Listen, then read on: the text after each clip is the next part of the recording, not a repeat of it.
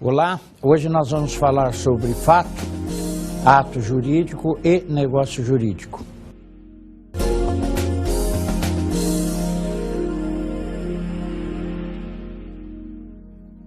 Iniciando com o fato jurídico, fato é uma ocorrência material, mas nem sempre este fato pode gerar a tipificação de um fato jurídico.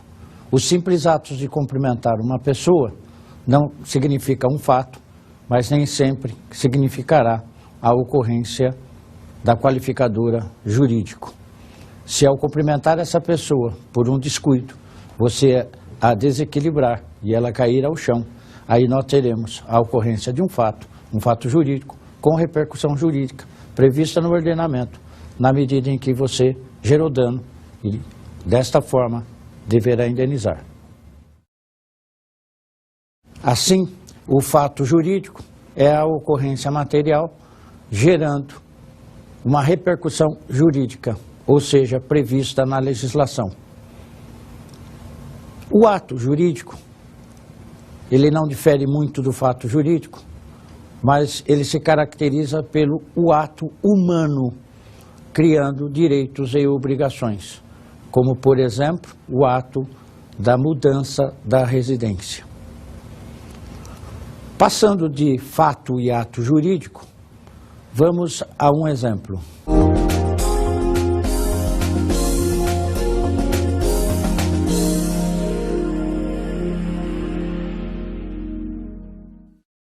Uma criança atira uma bolinha de gude para fora de sua casa e esta alcança o meio-fio da calçada. Essa ação é um simples acontecimento, sujeito às leis da física. Entretanto, se a criança atira a mesma bolinha de gude para fora de sua casa e esta atinge o vidro de um carro, quebrando-o em vários pedacinhos, este acontecimento terá efeito jurídico, pois mesmo que a criança não tivesse a intenção de provocar um estrago no veículo, este ato provoca o direito de o proprietário do carro lesado possa exigir uma reparação. Olhando o exemplo, podemos verificar claramente a distinção entre um simples fato, uma ocorrência sobre as leis da física, quando uma criança atira então uma bolinha de gude.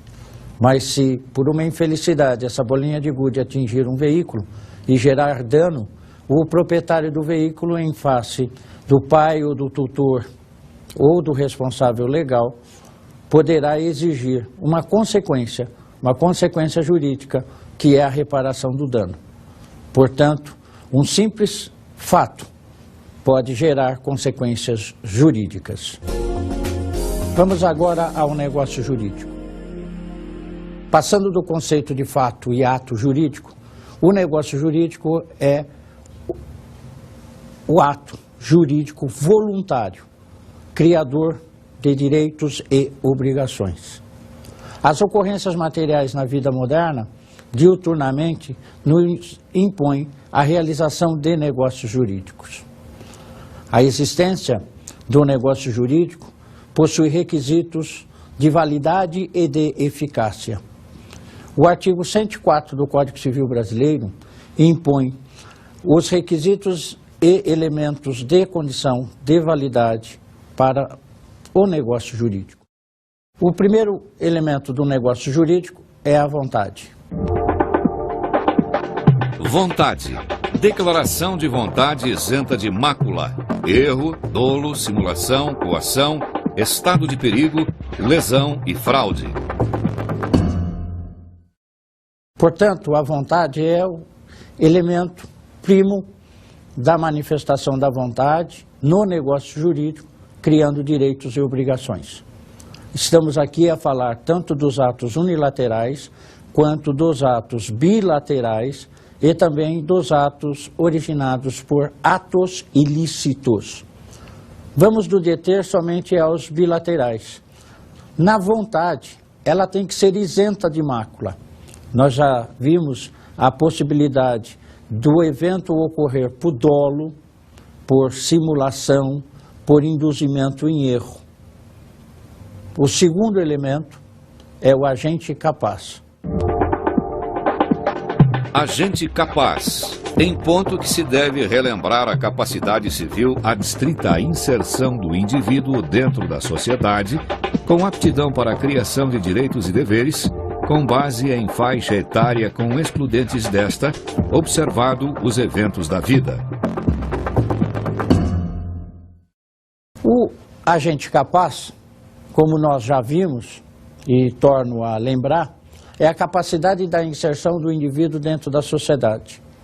Essa inserção, em primeiro momento, ela é aferida pela idade do indivíduo, entendendo-se que, pelo seu desenvolvimento normal, a partir de determinada faixa etária, ele pode se inserir dentro do sistema. Veja, de 0 a 16 anos, o indivíduo ele é absolutamente incapaz. E, nesses momentos, apesar de poder produzir direitos e obrigações, o deve fazer através da representação do pai, da mãe ou do tutor legal. No caso do relativamente capaz, entre 16 e 18 anos de idade, o indivíduo pode realizar determinados atos da vida civil, mas deve ser assistido pelo pai, pela mãe ou pelo tutor legal.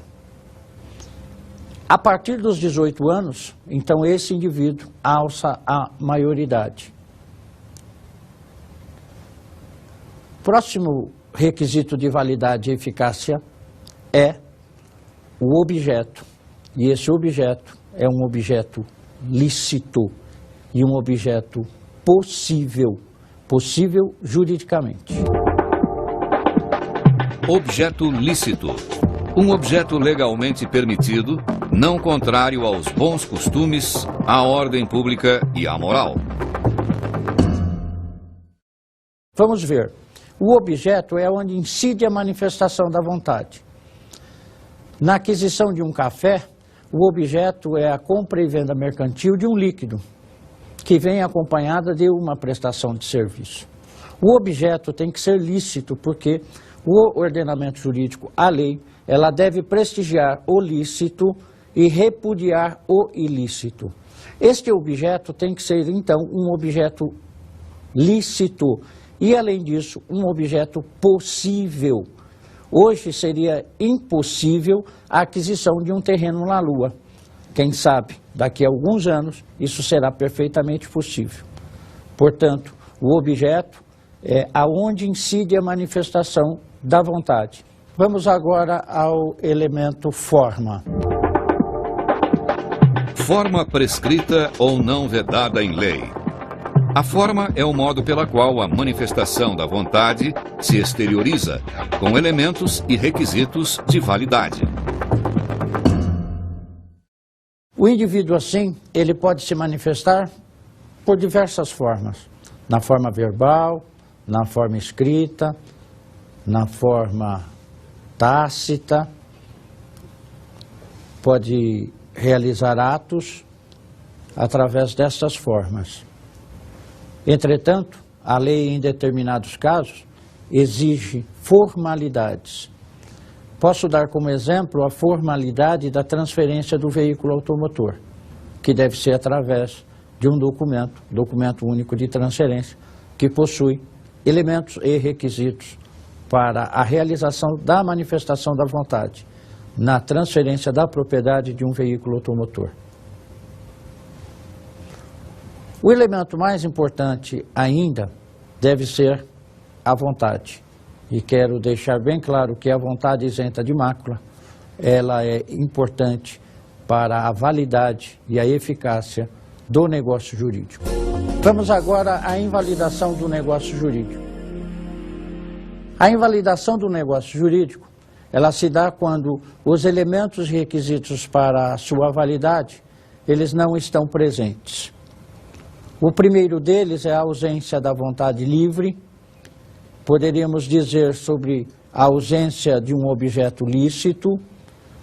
Podemos falar sobre a ausência de um determinado requisito legal com relação à sua forma, como no caso da transmissão de um bem imóvel, através da escritura pública de compra e venda. E podemos também falar sobre o evento ausência da vontade isenta de mácula, induzimento em erro, coação e assim por diante. Portanto, a invalidação, ela se dá quando um elemento ou um conjunto de elementos de validade não estão presentes, o que gera a inexistência do ato praticado por ausência, ou por anulação, ou por nulidade absoluta. Vamos ao artigo 166 do Código Civil. Código Civil, artigo 166. É nulo o negócio jurídico quando, inciso 1º, celebrado por pessoa absolutamente incapaz. Inciso 2º, for ilícito, impossível ou indeterminável o seu objeto. Inciso 3º, o motivo determinante comum a ambas as partes for ilícito. Inciso 4º, não revestir a forma prescrita em lei. Inciso 5º, for preterida alguma solenidade que a lei considere essencial para sua validade. Inciso 6º, tiver por objetivo fraudar lei imperativa. Inciso 7º, a lei taxativamente o declarar nulo ou proibir-lhe a prática, sem cominar sanção. Olhando o artigo 166, retomo o conceito de que a ausência do requisito e da condição de validade do negócio jurídico, ele gera a nulidade ou gera a anulação por vício deste ato jurídico. Temos aí a ausência da capacidade jurídica, temos aí a ausência do objeto lícito, e isso deve ser bem observado nos negócios a serem realizados pelos indivíduos dentro da nossa sociedade. Vamos agora à diferença entre o ato nulo e o ato anulável. E para isso eu chamo o artigo 171 do Código Civil. Código Civil, artigo 171. Além dos casos expressamente declarados na lei, é anulável o negócio jurídico, inciso 1º, por incapacidade relativa do agente.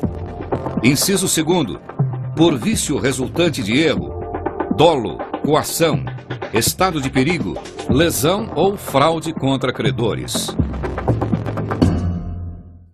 Para bem analisarmos os vícios do negócio jurídico, vamos a cada um deles. Anulabilidade do negócio jurídico, não do ato nulo de pleno direito, mas sim dos vícios de consentimento. O primeiro deles é o erro ou ignorância. No erro ou na ignorância, o indivíduo não tem o exato entendimento sobre um determinado objeto ou uma determinada manifestação da vontade. Ao não possuir esse exato entendimento, ele então pode cometer o erro na sua manifestação de vontade. Isso significa que o ato poderá ser anulado por este erro ou por esta ignorância de um fato, na medida em que a sua real intenção era diversa daquela que está concretizada. Como, por exemplo, ao invés de celebrar um contrato de doação, ou a imaginar que é um contrato de doação, o indivíduo, por um erro ou pela ignorância, ele assina e firma um contrato de locação e não de doação. Vamos agora ao dolo. No dolo, eu tenho uma situação diferente. No dolo, eu tenho a existência de uma das partes que, através da simulação, através da vontade, ela comete, na realização do negócio jurídico, a intenção de prejudicar o terceiro, ou seja, a outra parte do contrato. Quando isto fica caracterizado, onde eu tenho o dolo acidental ou o dolo ocasional, a manifestação da vontade, o negócio jurídico também fica prejudicado. Com relação ao dolo, podemos citar o exemplo aonde o indivíduo, não com excesso como se faz com o vendedor, ao dar determinadas qualidades de um determinado produto, onde ele exagera um pouco, mas no dolo, na verdade, ele tenta realmente, através de um ato, induzir em erro, gerar dano, ao ferir em contrapartida um benefício que não está presente naquele negócio jurídico. Através do dolo, eu posso imaginar a ocorrência da venda de um produto que não possui as suas qualidades, a sua finalidade, e através da manifestação dolosa, ou seja, com intenção de realizar um ato para a absorção de vantagem, enquanto a outra parte não obterá o equilíbrio econômico existente naquele negócio jurídico. Vamos agora à coação. Na coação, diferente do dolo, da vontade de produzir, eu tenho o indivíduo sendo premido por uma necessidade contra a própria pessoa ou contra alguma pessoa da sua família ou com algum ente querido, ou então com relação aos seus bens. Na coação, ao ser premido, ele cede à vontade da parte contrária para a celebração de um determinado evento. Ao celebrar esse determinado evento, através da coação, estar obrigado, sendo coagido a, então ele, ao celebrar o negócio jurídico, esse negócio pode ser anulado na medida em que o vício de consentimento está presente por haver sido forçado através de um terceiro para a realização de um determinado ato. É comum hoje ligações telefônicas, por exemplo, exigindo que você faça a dotação de determinado numerário em cartões telefônicos, ela advém da coação. O indivíduo que recebe uma ligação em sua casa, dizendo que um de seus familiares está em situação de cárcere privado, ele sai sim correndo para fazer a dotação de X quantidade de dinheiro em cartões telefônicos para um determinado indivíduo desconhecido. Mas o temor lhe toma conta e através desse temor ele realiza aquele negócio. Aquele negócio, ele não é válido pela ausência da liberdade isenta de mácula, ou seja, a liberdade pura e simples na celebração de um determinado negócio jurídico. Vamos agora ao estado de perigo. No estado de perigo, diferente da coação, onde eu estou sendo premido por alguém está me coagindo a realizar, e eu volto até a um exemplo, quando alguém se aproxima do seu carro e lhe mostra um determinado estilete, lhe pede um dinheiro, ele está lhe coagindo ou que você dê a ele determinado dinheiro, ou que você compre dele determinado produto. Ele é, de certa forma, incisivo para a realização daquele negócio. No estado de perigo, eu tenho uma situação diferente. O indivíduo, ele, numa determinada situação, para se salvar, ou para salvar alguma pessoa da sua família, ou um ente querido, a critério do juiz, ele então realiza um negócio jurídico e normalmente realiza esse negócio jurídico de forma desproporcional. Olha, a pressão que ele está a sofrer na tentativa de salvar-se ou salvar alguém de sua família faz com que ele realize esse negócio jurídico e diante da desproporcionalidade desse negócio jurídico e até a ausência da manifestação livre da vontade, esse negócio então pode ser anulado. Podemos dar, por exemplo, o indivíduo que diante de um tumulto, ele adentra em um determinado restaurante e ali para permanecer, ele pede determinada refeição e ao tomar essa determinada refeição, alguém vem e lhe cobra um valor exorbitante, sabendo que ele, para escapar daquele estado de perigo, adentra aquele estabelecimento sem perguntar qual é o valor da refeição, qual o modo da realização da atividade mercantil naquele estabelecimento. Vamos agora à lesão. Na lesão, diferentemente do estado de perigo, onde o indivíduo ele está ali premido para a tentativa de salvar-se, na lesão eu tenho que, diante de uma necessidade ou até da ignorância, eu então realizo um negócio jurídico. Normalmente esse negócio jurídico ele pode ser anulado porque ele também é desproporcional entre o seu equilíbrio de direitos e obrigações. Porque todo negócio jurídico, principalmente nos bilaterais, há que haver a existência entre o equilíbrio entre os direitos e as obrigações assumidas pelas partes. Assim, na lesão, o que eu tenho é que o indivíduo, ele, por ignorância, ou premido por uma necessidade, ele celebra um negócio jurídico e ao celebrar esse negócio jurídico, ele é desproporcional, podendo então ser anulado.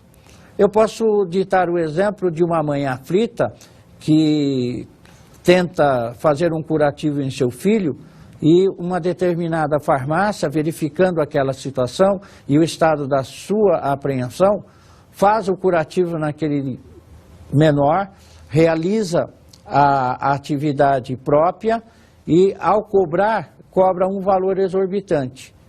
Olha, a lesão está presente, necessitando daquele atendimento de emergência, numa asepsia, pela aflição sofrida, ela então sucumbe à cobrança de R$50. Mas não existe aí o equilíbrio entre direitos e obrigações, na medida em que a média de mercado ou o costume cobrado por aquele estabelecimento não passaria de R$10. Vamos agora à fraude contra credores.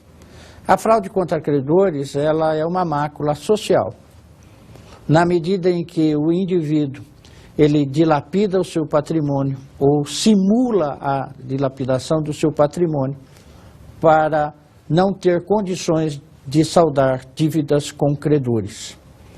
Nessa situação, o fraudador, ele passa em nome de terceiro um determinado bem ou simula a aquisição de um determinado bem em nome de um terceiro para se colocar na insolvência e diante da insolvência não ter capacidade para saldar as dívidas contraídas contra terceiros. Essa fraude é uma fraude social, porque não se dá somente entre A e B num negócio jurídico, mas sim em face de terceiro, credores, e com uma abrangência muito maior. Na fraude contra credores, eu terei a anulação do ato jurídico pela tentativa de tornar-se insolvente com o claro intuito de não quitar compromissos assumidos em face de terceiros, melhor dizendo, credores. Assim, fato e fato jurídico, uma ocorrência material, uma ocorrência material com repercussão jurídica e o ato jurídico como o evento humano voluntário. E a partir daí, o negócio jurídico, que é o que ocorre diuturnamente em nossa sociedade. O negócio jurídico, ele carece de elementos de validade. O primeiro elemento, e o mais importante, é a vontade. O segundo é a capacidade jurídica da pessoa de celebrar de forma válida e eficaz um determinado negócio jurídico, como na aquisição de um determinado bem ou até ao tomar uma refeição. O terceiro é a forma prescrita e não vedada em lei. Em determinados momentos, a lei ela indica qual é a forma, o modo da manifestação com elementos e requisitos. Na transmissão da propriedade imóvel, eu tenho a escritura de compra e venda. Na venda de um veículo, eu tenho um documento oficial, com elementos e requisitos, chamado documento único de transferência. A manifestação entre os particulares na forma não prevista em lei ou de uma determinada solenidade, como no caso da doação, na presença de determinado número de testemunhas, não valerá o ato na medida em que ele será nulo ou anulável. O ato nulo, ele é aquele que nunca produziu seu efeito, pela ausência de um requisito essencial à manifestação da vontade ou à sua concretização. O anulável, entretanto, ele pode ser suprido pela parte. E vimos no artigo 166 a possibilidade de ser suprido quando realizado por um menor relativamente capaz. Ou em outros casos, onde eu tenho as máculas com relação à disposição da vontade, como no caso da lesão, como no caso da fraude, como no caso do estado de perigo, como no caso do dolo e no caso da coação. Portanto, a manifestação da vontade dos indivíduos em sociedade deve preservar elementos e requisitos para a sua validade e eficácia.